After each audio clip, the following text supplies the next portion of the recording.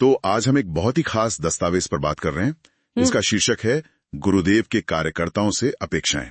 जी। ये परम पूज्य गुरुदेव ने मार्च 1984 में अपने समर्पित कार्यकर्ताओं को दिया था, उनके सूक्ष्मीकरण से ठीक पहले। हाँ, मतलब जब वो स्थूल शरीर छोड़कर सूक्ष्म जगत में जाने की तैयारी में थे। बिल्कुल। और उन्होंने कहा था कि इसे रोज पढ़ना है और जीवन में उतारना भी है। हाँ, और दस्तावेज की शुरुआत ही देखिए कितनी महत्वपूर्ण बात से होती है।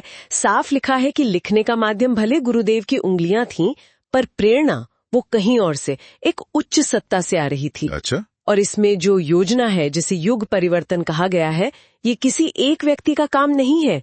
साफ कहा है कि ये सभी कार्यकर्ताओं की मिलीजुली शक्ति से ही पूरी होगी। तो फिर चलिए इसी दस्तावेज को देखते हैं कि इस बड़े लक्ष्य के लिए कार्यकर्ताओं से क्या उम्मीदें थीं, क्या अपेक्षाएं थीं। हाँ। सबसे पहली बात जो मुझे बहुत दिलचस्प लगी वो संसाधनों के बारे में। हाँ, ये बहुत ही अहम है। गुरुदेव साफ कहते हैं कि कार्यकर्ता ये बिल्कुल ना सोचे कि काम कैसे होगा, साधन कहाँ से आएंगे, पैसा, लोग, ये सब। तो फिर क्या सोचे? चिंता इस बात की हो कि समर्पण और मेहनत में कौन सबसे आगे रहेगा। मतलब जोर बाहरी चीजों पर नहीं, अंदर की तैयारी पर है। और इसी बात को समझाने के लिए वो हनुमान जी का उदाहरण देते हैं, है ना? बिल्कुल बिल्कुल, बहुत सशक्त उदाहरण है। बताया है कि हनुमान जी की पृष्ठभूमि देखिए कितनी साधारण थी, पर उनका समर्पण वो असाधारण था। और उसी समर्पण के बल पर उन्होंने क्या क्या नहीं किया। समुद्र लांघना, पर्वत उठाना, लंका जलाना, वो काम जो असंभव लगते थे।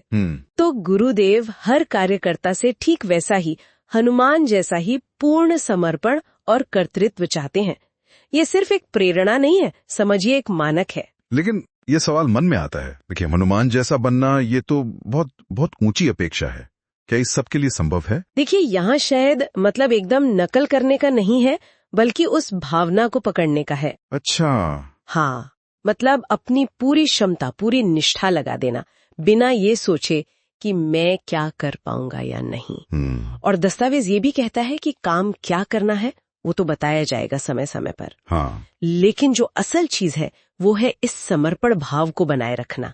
और सिर्फ बनाए रखना नहीं, उसे लगातार बढ़ाते जाना, उसमें कमी नहीं आनी चाहिए। तो ये समर्पण सिर्फ बाहरी काम भागदौड़ में नहीं दिखना चाहिए, मतलब व्यक्ति के अंदर भी बदलाव आने चाहिए। निश्चित रूप से, बल्कि दस्तावेज अंदर के गुणों पर बहुत ज्यादा जोर देता है। जैसे अत्यधिक विनम्रता, मतलब खुद को छोटा मानना, दूसरों को बड़ा मानना। फिर स्वयं सेवक होने में गर्व महसूस करना, कोई पद या पहचान की इच्छा नहीं रखना। अथक परिश्रम करना, इसके लिए एक शब्द इस्तेमाल हुआ है, अहर्निश। अहर्निश। हाँ, यानी दिन रात बिना थके लगे रहना। और शायद सबसे जरूरी बात, जो भी करे उसका अहंकार बिल्कुल नहीं, वो कर्तापन का भाव कि ये मैंने किया, वो नहीं आना चाहिए। ये बात थोड़ी सोचने वाली है। अहर्निश परिश्रम मतलब दिन रात मेहनत, और दूसरी तरफ कर्तापन का भाव ना होना। इसमें थोड़ा विरोधाभास सा नहीं लगता? जब कोई इतनी मेहनत करेगा तो एहसास तो होगा ही ना। हाँ, ये बहुत महत्वपूर्ण बिंदु उठाया आपने। देखिए, दस्तावेज शायद ये कह रहा है कि मेहनत तो पूरी करनी है, जी जान लगा देना है, पर उसका जो नतीजा है, जो सफलता है, उसका श्रेय खुद को नहीं देना। अच्छा। उसे उस बड़ी योजना का, उस दैवीय इच्छा का हिस्सा मानना है। यहीं पर वो विनम्रता और निरहंकारिता काम आती है। और इसी संतुलन को साधना वही असली चुनौती है। और शायद इसी साधना के लिए, इसी संतुलन के लिए आत्मनिरीक्षण पर इतना जोर है, रोज खुद से पूछने की बात। हाँ बिल्कुल, रोज अपनी अंतरात्मा से पूछना है, क्या जो काम मुझे करना चाहिए था उसमें कोई कमी रह गई? कहीं आलस्य तो नहीं आ गया? अनुशासनहीनता तो नहीं हुई? कहीं वो अहंकार छिपकर तो हावी नहीं हो गया? ये एक तरह की रोज की अंदरूनी सफाई है, जांच है। और इसी प्रक्रिया को दस्तावेज में अग्नि परीक्षा कहा गया है। जी हाँ, अग्नि परीक्षा। ये शब्द तो अपने आप में काफी गंभीर लगता है, इसका क्या मतलब है यहाँ? अग्नि परीक्षा मतलब एक ऐसी कसौटी जो बिल्कुल परख लेती है, खरे खोटे को अलग कर देती है। दस्तावेज कहता है कि योजना तो पूरी होगी ही, वो तो निश्चित है। अच्छा। लेकिन इस पूरी प्रक्रिया में कार्यकर्ता का मन कैसा रहता है, उसका शरीर, उसका व्यवहार, ये सब कैसे टिकते हैं, यही उसकी असली परीक्षा है। क्योंकि ऊंचे काम करने के लिए व्यक्तित्व का भी ऊंचा होना जरूरी है। और ये ऊंचाई पद से या लंबाई से नहीं आती, ये आती है त्याग से, श्रम से और निरअहंकारिता जैसे गुणों से। तो मतलब ये युग परिवर्तन की प्रक्रिया सिर्फ बाहरी दुनिया को बदलने की नहीं है, ये कार्यकर्ता के लिए अपने आप को बदलने का, अपने अंदर रूपांतरण का एक मौका और परीक्षा भी है। बिल्कुल सटीक कहा आपने। और इसी से जुड़ी एक और बात है, निर्देश है कि अपने साथियों की श्रद्धा और क्षमता को घटने ना दें। अच्छा, दूसरों का भी ध्यान रखना है। हाँ, बल्कि उसे बढ़ाने में मदद करें।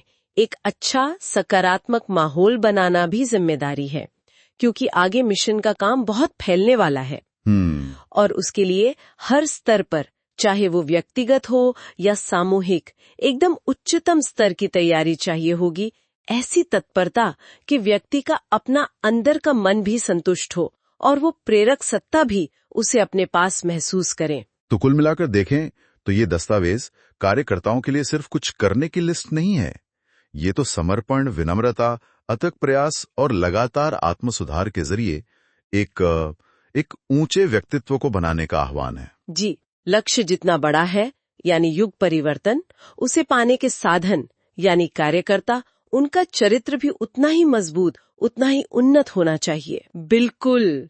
और ये बात सच में सोचने पर मजबूर करती है कि जब लक्ष्य इतना विराट हो और रास्ता अग्नि परीक्षा जैसा कठिन बताया गया हो और हर पल खुद को जांचने की जरूरत हो, तो कोई इंसान थकान, निराशा या फिर अहंकार के जो छोटे छोटे जाल होते हैं, उनसे बचते हुए अपने समर्पण और विनम्रता की उस लौ को लगातार जलाए कैसे रख सकता है? हाँ, ये तो है।